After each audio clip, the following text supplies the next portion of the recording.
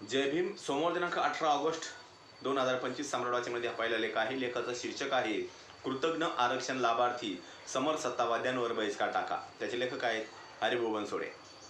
नांदेड येथील 20वे समर सत्ता साहित्य संमेलन नुकतेच पार पडले. त्या संदर्भाने पुरोगामी दैनिक वृत्तरत्न सम्राट तसेच महाराष्ट्रातील विचारवंत व साहित्यिक संविधानप्रेमी यांनी समर सत्ता साहित्य संमेलनावर बहिष्कार टाकण्याचे आवाहन केले.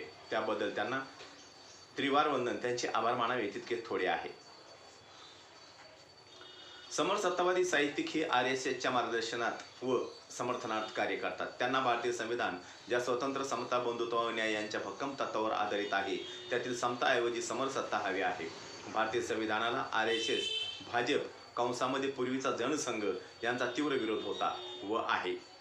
संविधान अंमलबजावणीच्या पूर्वसंध्येला त्यांनी पंडित जवाहरलाल नेहरू, संविधानाचे शिल्पकार डॉ. बाबासाहेब आंबेडकर यांचे पुतळे जाळले होते. संविधानाने स्वीकारलेल्या अशोक चक्रांकित तिरंगी ध्वजाचा अवमानकारक उल्लेख करण्यात आला. राष्ट्रीय स्वयंसेवक संघाचे सरसंघचालक मास गोळवलकर यांनी तिरंगा ध्वज अशुभ आहे अशी प्रतिक्रिया व्यक्त केली, तर विदा सावरकर यांनी मनुस्मृतीचे समर्थन केले होते. ज्या मनुस्मृतीचे डॉ. बाबासाहेब आंबेडकरांनी महाडच्या 14 तळ्याच्या सत्याग्रह समयी दहन केले होते, त्या मनुस्मृतीमध्ये महिला व अस्पृश्य यांच्यावर अत्यंत अघोरी, अमानुष व हीन प्रकारच्या उल्लेखासह आचारबंधने लादली होती.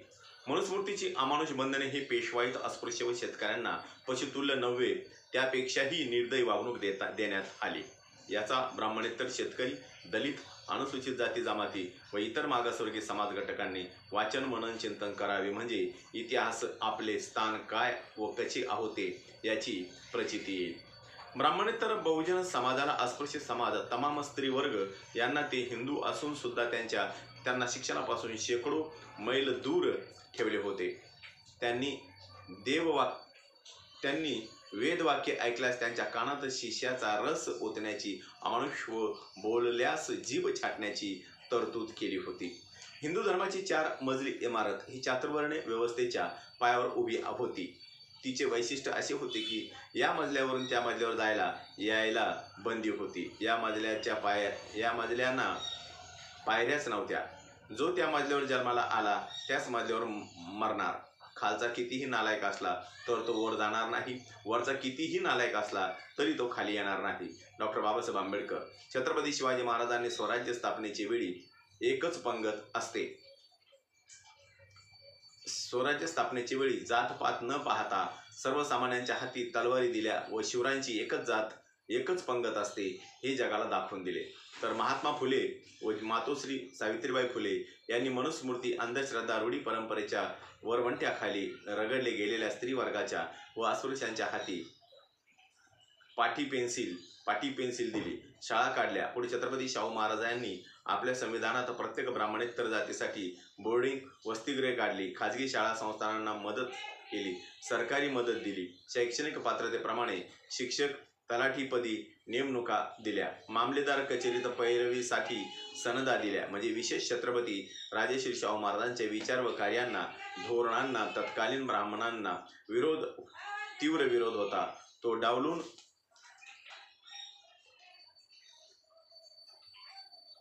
लोकमान्य टिळकांशी वैर पत्करून कर्मवीर भाऊराव पाटील यांना बहुजनांच्या मुलांच्या शिक्षणासाठी संस्थानातून भरीव मदत केली. या छत्रपतीच्या महात्म्यांच्या, महापुरुषांच्या, कर्मवीरांच्या ध्येय धोरणांची डॉ. बाबासाहेब आंबेडकरांनी भारतीय संविधानात कायमची तरतूद करून ठेवली. म्हणूनच आज ब्राह्मणेतर, बहुजन, मागास व इतर मागास भटके समाज सर्वच क्षेत्रात सर्वांगीण विकास व नेत्रदीपक प्रगती करताना दिसत आहेत.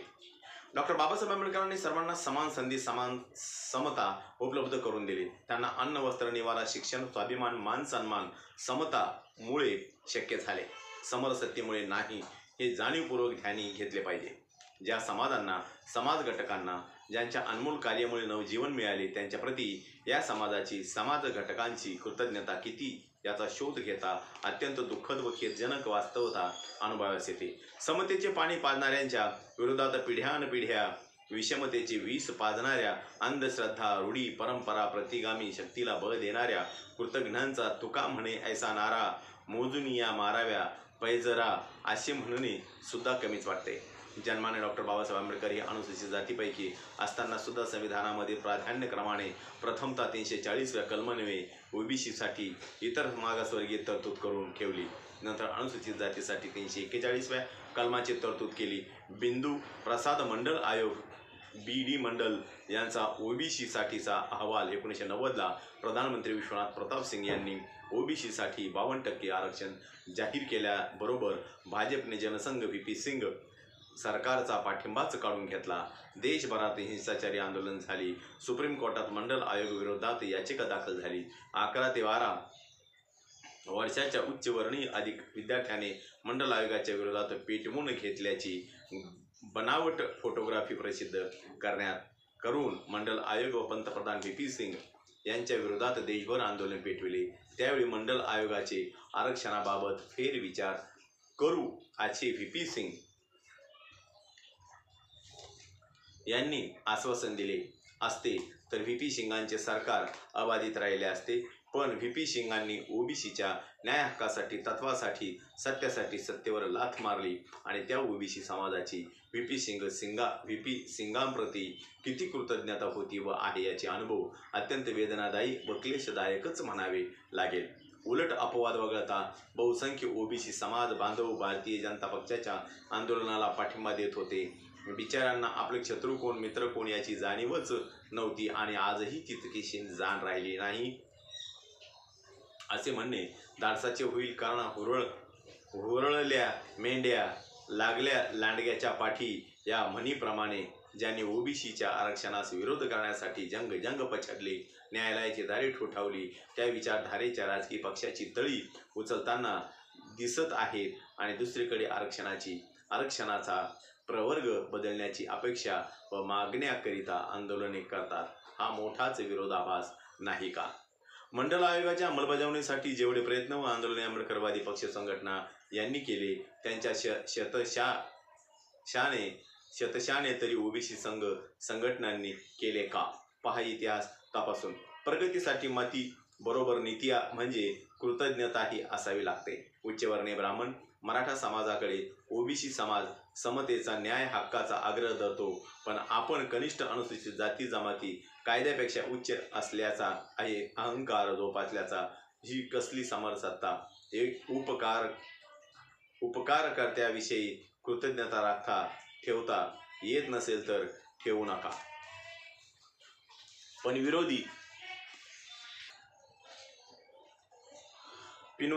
पण विरोधी विचारांच्या पायथ्याशी राहून कृतज्ञ तरी होऊ नका अशी अपेक्षा करणे का चूक आहे का?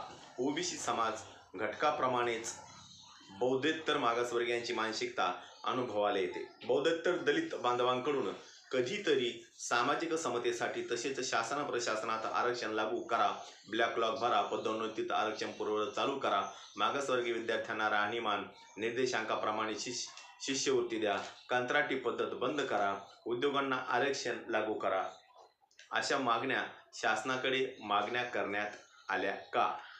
कोणती आंदोलने करण्यात आली याचा शोध घेता पदरी केवळ निराशा आल्याशिवाय राहत नाही. एकाने मिळवायचे व बाकीच्यांनी आयता तावा मारायचा ही प्रवृत्ती त्यांच्या स्वाभिमानाला, प्रगतीला मारक ठरते. सदा सर्व काळ अशी भूमिका त्या समाजाच्या अधोगतीला कारणीभूत ठरते. बौद्ध समाजामध्ये डॉक्टर बाबासाहेब आंबेडकरांप्रती कृतज्ञ व अधम प्रवृत्तीचे प्रमाण वाढताना दिसत आहे. आज काही उच्च शिक्षित कर्मचारी, शिक्षक, प्राध्यापक, कलेक्टर, डॉक्टर, तहसीलदार, इंजिनियर, लोकप्रतिनिधी, साहित्यिक यांचीही आंबेडकरी विचारांशी, समाजाशी द्रोह करण्याची, गद्दारी करण्याची प्रवृत्ती वाढत आहे. अशा गद्दारांचे प्रकाशातले पितृत्व तर एक अंधारातले पितृत्व दुसरेच असल्याचे निदर्शनात येते. अशा प्रवृत्तीतूनच जे RSS, भाजपसारख्या समरसत्तावाद्यांच्या समर्थनार्थ संगतीत आहेत त्यांच्यावर बौद्ध आंबेडकरी अनुयायांनी बहिष्कार टाकला पाहिजे.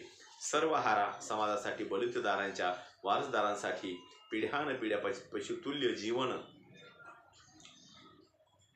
ज्याच्या वाट्याला आले होते त्याच्यासाठी तर भारतीय संविधान हे संजीवनी आहे, स्वसंरक्षणाचे शस्त्र आहे, आभरून झाकणाचे वस्त्र आहे याचे विस्मरण होऊ देता कामा नये. बुद्धिमान नीतिमान व्यक्तींना राजपदावर बसविण्याचे, तर अनीतिमान राजाला पोतराजा करण्याची ताकद या संविधानात आहे. असे सामर्थ्य असलेल्या संविधानाला केंद्रातील व राज्यातील भाजप शासनाकडून धोके निर्माण झाले आहेत, कारण ही सरकारे संविधान विरोधी आहेत. RSSच्या विचारसरणीवर ही सारखे सरकारे चालत आहेत. नंबर 1, सरसंघचालक मास गोळवळकरांनी लिहिलेल्या लेखात यह संविधान हमें स्वीकार नहीं है. नंबर 2, 1993ला भारतीय जनता पक्षाचे मुरली मनोहर जोशी यांनी संविधान समीक्षेची जरूरत आहे असे म्हटले. नंबर 3, प्रधानमंत्री अटल बिहारी वाजपेयी यांनी तर संसदेत बिलच आणले होते. नंबर 4, RSSने तर भारतीय संविधान हिंदू विरोधी असल्याबाबत श्वेतपत्रिका प्रसिद्ध केली होती. नंबर 5, प्रधानमंत्री नरेंद्र मोदीचे आर्थिक सल्लागार भारतीय संविधान पुराना हो गया है, बदलना चाहिए असे म्हटले आहे. नंबर 6, 26 जानेवारी 2002 पर्यंत RSSच्या मुख्यालयावर राष्ट्रध्वज फडकला जात नव्हता. नंबर 7, विदा सावरकरांनी तर संविधान विरोधी मनुस्मृतीचे समर्थन केले होते. नंबर 8, कर्नाटकच्या अनंत हेगडेंनी तर अब की बार 400 पार अर्थात संविधान बदलण्यासाठी असे म्हटले होते. तर अन्य कोणी हिंदू राष्ट्र स्वप्नाला संविधानात रोधक आहे असे म्हटले. यावरून RSS, भाजप, हिंदू महासभा व तत्सम विचारांच्या संघ संघटना पक्ष यांचा भारतीय संविधानाबाबत व तिरंगा ध्वजाबाबत किती जहरी विरोध आहे हे दिसून येते आहे. डॉक्टर बाबासाहेब आंबेडकरांच्या विचारांमुळे अनमोल घटनात्मक तरतुदीमुळे लागलेले, शिकलेले व नोकरीच्या माध्यमातून धनवान व प्रतिष्ठित झालेले मानवरूपी किडे आज RSSमध्ये कार्यरत राहणे, याची विचारसरणी स्वीकारणे, अंगीकृत करणे म्हणजे पाप होय असे म्हणणे गैर होणार नाही. आंबेडकरी समाजात जन्मायचे, जगायचे, धनादेश व पदाचा माज चढला की आंबेडकरांच्या विचाराची प्रतारणा करण्याची RSS प्रणित कार्यक्रमात, साहित्यातून, सभा संमेलन परिषदातून समरसतेचा प्रचार करण्याच्या हेतूने इतरांनाही प्रवृत्त करायचे असे प्रयत्न करणाऱ्यावर आंबेडकरी समाजाने बहिष्कार टाकला तर डॉक्टर बाबासाहेब आंबेडकरांच्या विचारांशी केलेला जाहीर गद्दारीचे परिणाम इतरांच्या नजरेत येतील यात वाद नाही. त्याचे लेखक आहेत. लेखक हे सेवानिवृत्त शिक्षण विस्तार अधिकारी आहेत. या ठिकाणी माझा लेख संपलेला आहे. माझा प्रत्येक व्हिडिओ बघण्यासाठी माझ्या प्रत्येक व्हिडिओ लाईक करा, शेअर करा, सबस्क्राईब करा आणि बेल आयकॉन क्लिक करा. जय भीम, जय भारत, जय बुद्धभूमी.